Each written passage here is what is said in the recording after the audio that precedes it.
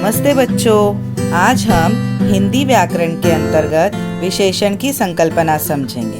परंतु सबसे पहले अगर आपने अभी तक मेरे चैनल को सब्सक्राइब नहीं किया है तो मेरे चैनल को सब्सक्राइब करें और बेल आइकन पर क्लिक करें ताकि आपको मेरे वीडियो के नए नोटिफिकेशन मिलते रहे और आप मेरे नए नए वीडियो देख सकें। विशेषण समझने के लिए वीडियो को अंत तक देखें और वीडियो को लाइक, शेयर और कमेंट ज़रूर करें।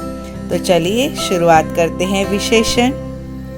बच्चों, इन चित्रों को ध्यान से देखिए और नीचे लिखे गए वाक्यों का वाचन कीजिए। गुब्बारे वाला रंग बिरंगे गुब्बारे लेकर खड़ा है। नेहा के पास 4 पुस्तकें हैं। अतुल 2 किलो सेब लाया। इन वाक्यों में रंग बिरंगे, 4 तथा 2 किलो हमने रंगीन क्यों किया है? चलिए इसे मैं बताती हूँ।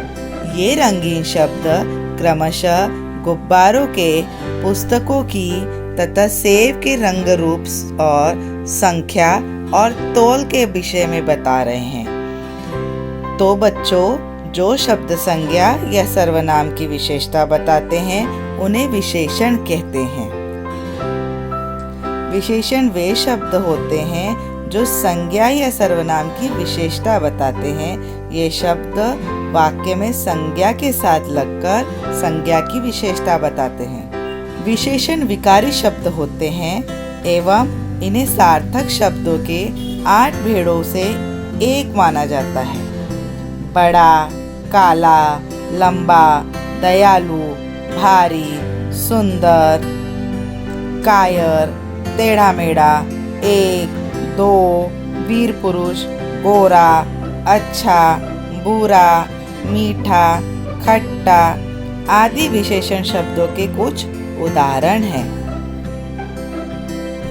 विशेषण के कुछ उदाहरण देखते हैं।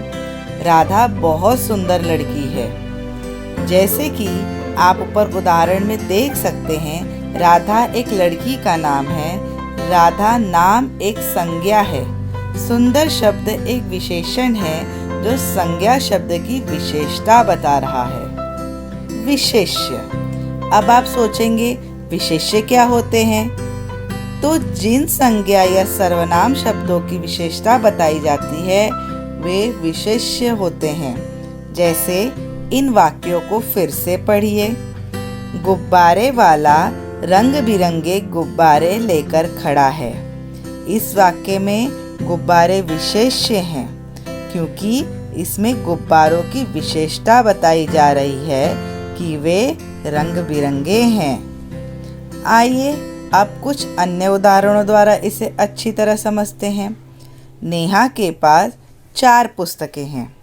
इस वाक्य में विशेषण है 4 तथा पुस्तकें हुई विशेष्य क्योंकि इसमें पुस्तकों की संख्या बताई जा रही है। अतुल 2 किलो सेब लाया। इस वाक्य में सेब हुए विशेष्य क्योंकि 2 किलो उनकी मात्रा बताई जा रही है। तो बच्चों, सभी वाक्यों में क्रमशः रंग बिरंगे, 4, 2 किलो ये विशेषण शब्द है और गुब्बारे, पुस्तकें तथा सेब ये हुए विशेष्य शब्द। अब विशेषण के भेदों के बारे में बात करते हैं। विशेषण के 8 भेद होते हैं। पहला, गुणवाचक विशेषण, संख्यावाचक विशेषण, परिमाणवाचक विशेषण, सार्वनामिक विशेषण, व्यक्तिवाचक विशेषण, संबंधवाचक विशेषण, तुलनाबोधक विशेषण और प्रश्नवाचक विशेषण। सबसे पहले हम गुणवाचक विशेषण देखेंगे।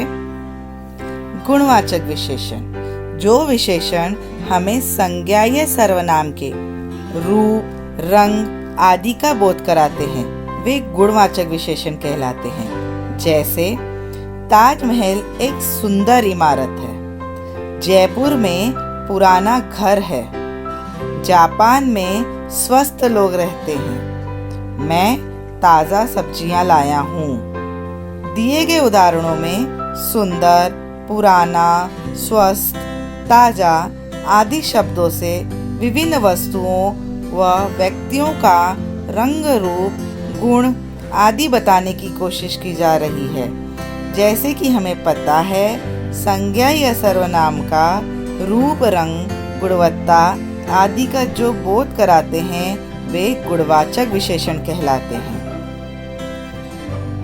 संख्यावाचक विशेषण ऐसे शब्द जो संज्ञा या सर्वनाम की संख्या के बारे में बोध कराते हैं वे शब्द संख्यावाचक विशेषण कहलाते हैं। जैसे विकास 4 बार खाना खाता है, मीना 4 केले खाती है, दुनिया में 7 अजूबे हैं, हमारे विद्यालय में 200 विद्यार्थी पढ़ते हैं। जैसा कि आप दिए गए उदाहरणों में देख सकते हैं, 4, 7, 200 आदि शब्द हमें बता रहे हैं कि विकास कितनी बार खाना खाता है, मीना कितने केले खाती है, दुनिया में कितने अजूबे हैं आदि। अगर हम ये शब्द नहीं लगाते तो हमें निश्चितता नहीं होती।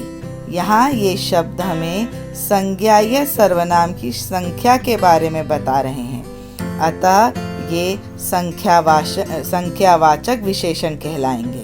परिमाणवाचक विशेषण जो शब्द संज्ञा या सर्वनाम की मात्रा के बारे में बताते हैं वे शब्द परिमाणवाचक विशेषण कहलाते हैं। जैसे मुझे 1 किलो टमाटर लाकर दो, बाजार से आते वक्त आधा किलो चीनी लेते आना, जाओ 1 मीटर कपड़ा लेकर आओ, मुझे थोड़ा सा खाना चाहिए।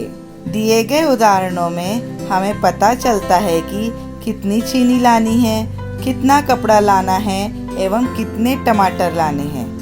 अगर वाक्य में ये शब्द इस्तेमाल नहीं हुए होते तो हमें पता भी नहीं चलता कि कितना सामान लाना है।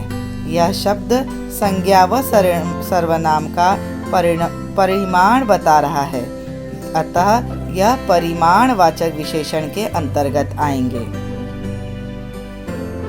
सार्वनामिक विशेषण जो सर्वनाम शब्द संज्ञा से पहले आए एवं विशेषण की तरह उस संज्ञा शब्द की विशेषता बताए तो वे शब्द सार्वनामिक विशेषण कहलाते हैं। जैसे यह लड़का कक्षा में अव्वल आया, वह आदमी अच्छे से काम करना जानता है, यह लड़की वही है जो मर गई थी, कौन है जो उस सबसे उत्तम है। दिए गए उदाहरणों में जैसा कि आप देख सकते हैं, यह, वह, कौन आदि शब्द संज्ञा शब्द से पहले लग रहे हैं एवं विशेषण की तरह उन संज्ञा शब्दों की विशेषता बता रहे हैं। अगर यह शब्द संज्ञा से पहले न लगते तो हमें पता नहीं चलता कि किसके बारे में चर्चा हो रही है। अब इन शब्दों का इस्तेमाल हुआ है तो यह किसी विशेष व्यक्ति या वस्तु की ओर संकेत कर रहे हैं, अतः यह उदाहरण सार्वनामिक विशेषण के हैं।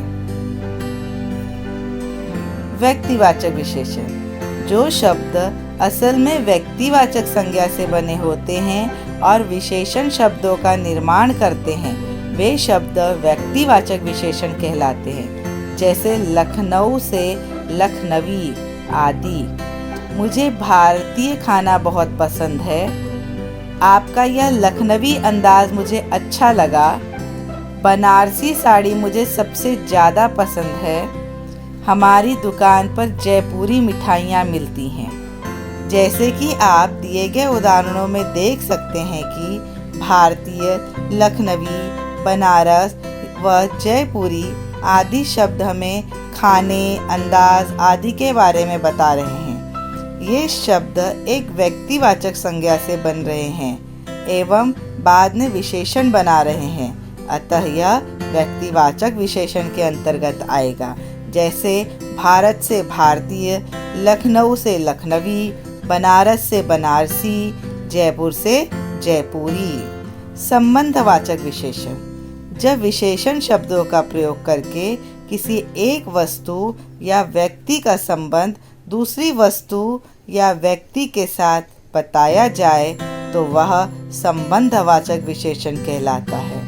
इस तरह के विशेषण क्रिया, क्रिया विशेषण आदि से बनते हैं। अंदरूनी शब्द अंदर शब्द से बना है, जो कि एक क्रिया विशेषण है।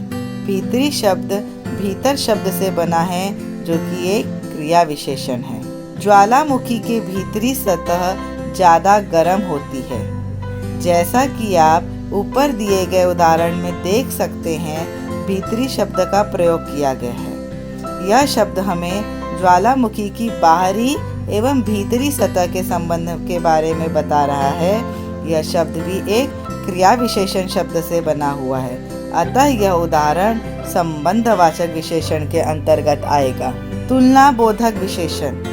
जैसा कि हम सभी जानते हैं, विशेषण शब्द संज्ञा या सर्वनाम की विशेषता बताते हैं, लेकिन कई बार दो वस्तुओं के गुण दोष आदि की तुलना की जाती है। जिन शब्दों से दो वस्तुओं की परस्पर तुलना की जाती है, वे शब्द तुलना बोधक विशेषण कहलाते हैं। जैसे राम सुरेश से ज़्यादा सुंदर हैं। यहाँ दो व्यक्तियों की विशेषता की तुलना की जा रही है।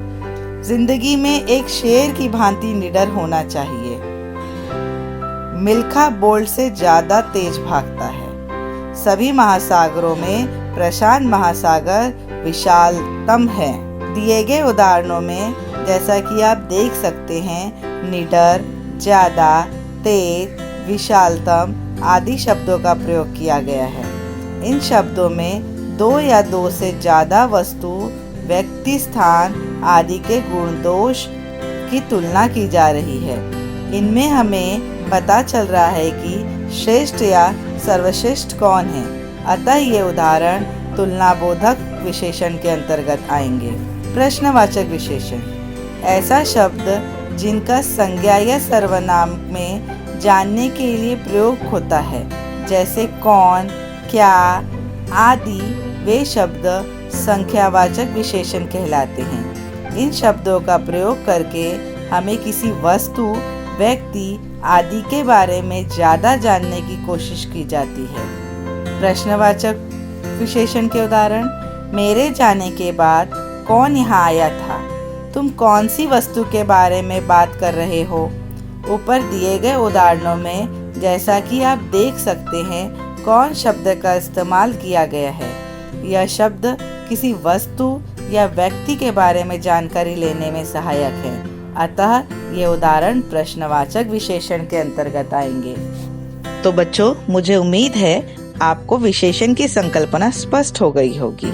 तो बच्चों, जिन्होंने अभी तक मेरे चैनल को सब्सक्राइब नहीं किया है, वो मेरे चैनल को सब्सक्राइब करें और बेल आइकन को प्रेस करें, ताकि आपको मेरे नए वीडियो देखने को मिले और उसके नोटिफिकेशन आपको आते रहें। और वीडियो पर लाइक, शेयर और कमेंट जरूर करें। धन्यवाद।